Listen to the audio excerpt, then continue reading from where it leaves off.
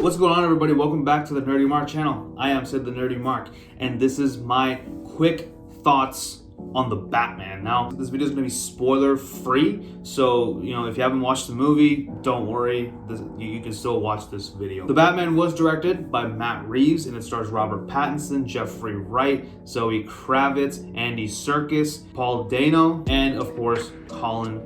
If I missed anybody, please leave them in the comments below. This movie does focus on Batman's second year as the Dark Knight and how he's kind of balancing between being Bruce Wayne and Batman. But it's also very much, as Matt Reeves mentioned, a bit of a villain origin story. Really, talking about how the Riddler started out, how Catwoman started out, how Penguin became the Penguin. They're really kind of sowing a lot of seeds here in this movie, I feel. So this is definitely like an introductory movie to future projects, future movies and TV shows that are going to come. But here's the thing.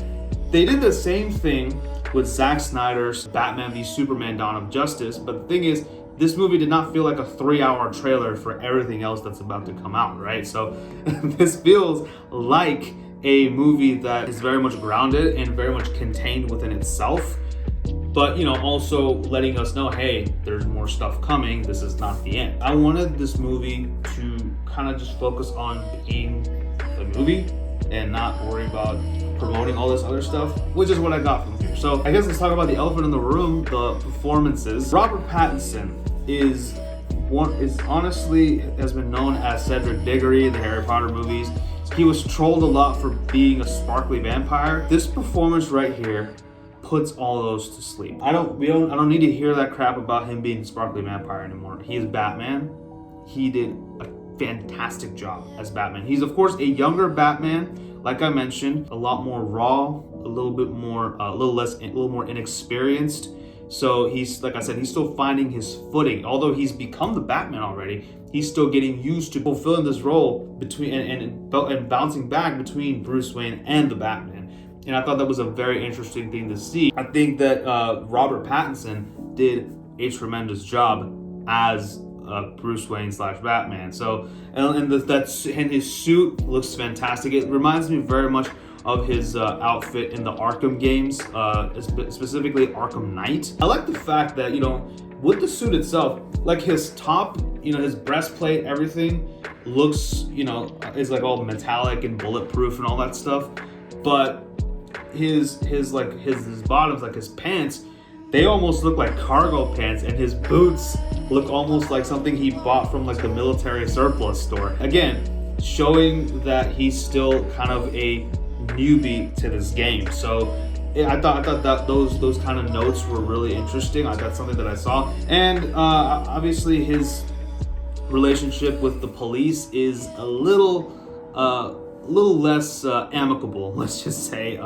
There are scenes where the police just keep berating him. Now, I'll tell you this, Batman works a lot in silence in this movie, and this movie does feel more like a detective noir kind of film, more than an action film, which is exactly what it needs to be. He still needs to prove himself as the world's greatest detective, and how is he going to do that if he's not helping solve cases? Batman makes a lot of mistakes in this movie, which again was perfect. All these little elements, I don't want to get too deep into it, but all these elements were so perfect, and it really enhanced the character of this inexperienced Batman. Matter of fact, I would say that this movie, a lot of people gave a lot of comparisons to Batman Year One and The Long Halloween. I would even say that the 2004 series The Batman is also a very good watch. I feel there are some that they took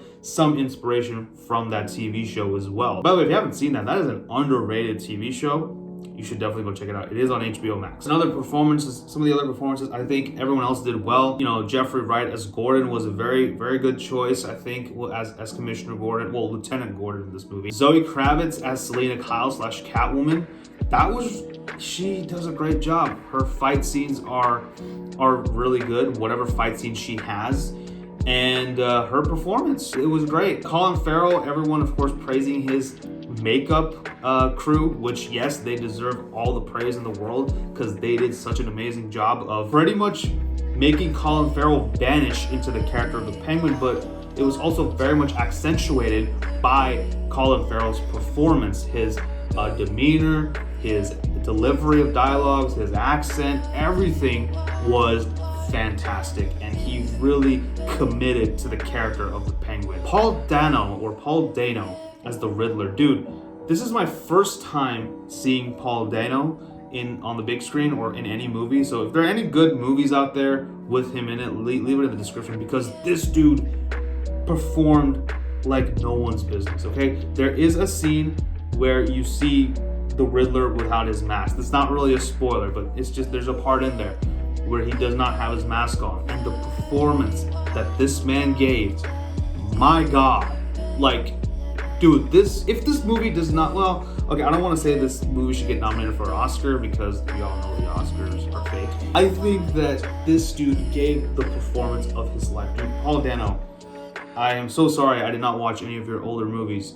He's such a great actor. Like, just, anyway, I'll talk more about it in the spoiler review, but dude, hats off to Paul Dano, man. He did an amazing job as the Riddler. So, other than that, I mean, there aren't too many fight scenes in this movie, but whatever they had, they did a really good job. The fight scenes also reminded me a lot of like the fight scenes from the Arkham games, particularly whatever scenes that Batman has when he's fighting. Overall, man, the look and feel of this movie is very dark and grungy. And again, it's perfect. It's absolutely perfect. I don't think I could ask for anything better, anything else more from a Batman movie. Like, let me tell you this. The Dark Knight is my favorite Batman movie, but this one is that close.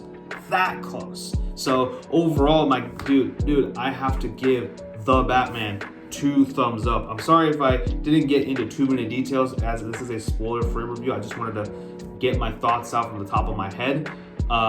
Get my thoughts off the top of my head on the camera. But you know, hopefully you guys enjoyed this video, and I hope you guys enjoyed The Batman. If you have already seen it, leave your thoughts in the comments below. Please avoid spoilers, as I will have a spoiler-filled discussion coming up very, very soon with my good friend Mosh, so be on the lookout for that. But until then, do not forget to like, share, subscribe, follow me on social media, tell your friends about the Nerdy Mark, and thank you for watching. And of course, hit that bell so that you're notified every time I post a new video. You guys are the best. I love you, each and every one of you. And until next time, this is Sid signing off. You guys take care. Bye-bye.